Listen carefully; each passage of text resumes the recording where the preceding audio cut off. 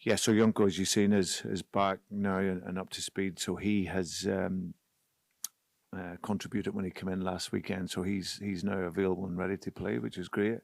Probably our two question marks will be Jamie Vardy and James Maddison, as you say. Yeah, both those players have been they've done really, really well to get through these last number of games because they've been carrying some injuries. So this may be an opportunity for us to let them recover and then be ready after the weekend. So yeah, both players haven't trained this week. That is a short-term thing, Brendan, is it, in terms of rest and recovery following fatigue, and not a few weeks out?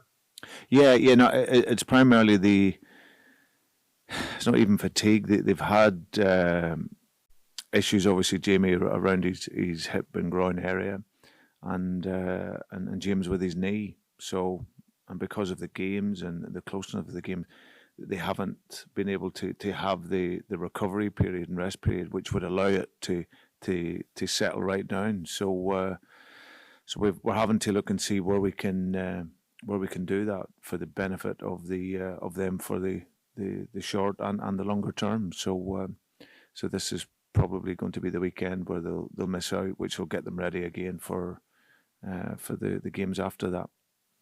Are there any players from the kind of younger age groups, Brendan, that you're possibly giving opportunity to in the game against Stoke that our audiences may not be respectfully totally familiar with? No, it's going to be the same squad. Ian, we've got a young squad anyway, and we've got young players involved. So no, will be primarily what we have and in our squad that'll be available for that game. Yourself and Michael O'Neill, as I'd imagine young men and possibly young boys getting into football, I wonder whether you came across each other as youths. As I have it, I think you were born 58 miles apart. When he came to play in Ballymena, that was only 16 miles from your hometown. Whether it was with Chimney Corner, Star United, or Ballymena, did you come across each other, Brendan, as youths? Yes, yeah. I know Michael well. He's a good man and good homework, Ian. Well done. Michael's a few years older than me, and he played for the Star United team that I played for, and he went to St. Louis Grammar School in Ballymena. I went to St. Patrick's, so I was aware of Michael, in my teenage years. But he had an excellent career as a player. He was always very bright, and was always going to be successful in whatever he went into. And of course, when he arrived into Northern Ireland, the job that he did there was incredible. Really, there was a good generation of players, but also he was virtually starting from scratch in the Northern Ireland job. Where he virtually didn't have an office. So what he did there I think he was there about 9 years, Michael.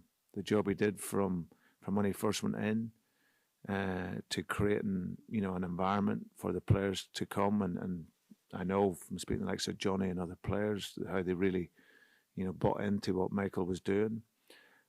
Because as I said, we don't have the biggest network there in terms of players, but for him to get to Euros and the achievements that he made was absolutely brilliant. So no, I have a huge admiration for Michael. He's a good man, and like I said, he's done an excellent job since he's gone into Stoke as well. FA Cup third round weekend always evokes really strong memories. Fans obviously can't be a part of that this particular year, hopefully next season. But how are you feeling about the FA Cup this campaign, and where it is in and amongst not just the Premier League but the Europa League as well? Are you excited about what potential opportunities there are in this competition this season?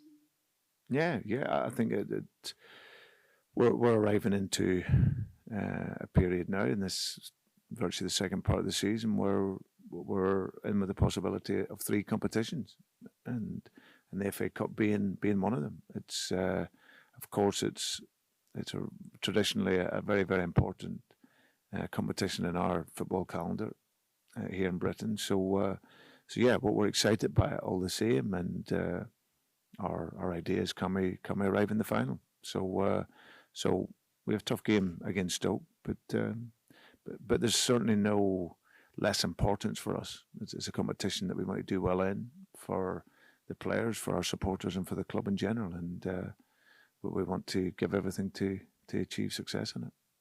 Obviously, the owners, since they've come in, have been very clear they do want to bring silverware to Leicester City. How well geared do you think the squad is right now to do that? I know, as you say, you're competing in the latter stages of 3 different competitions already going into the second half of the season. I think it's our ambition as a club. It's never been forced on to me coming in here. I think we want to be competitive, and of course we would love to be able to win a trophy. The competition is high, of course, in England. So yeah, but the players, I'm really happy with where they're at. We're looking to compete in every competition that we're in, and I think hopefully my time here we've shown that we want to be able to do that. So that the FA Cup gives us that possibility, and yeah, we're going to give absolutely everything we can, and it's not the case of resting players or anything like that. You're picking the strongest team you possibly can to win the game.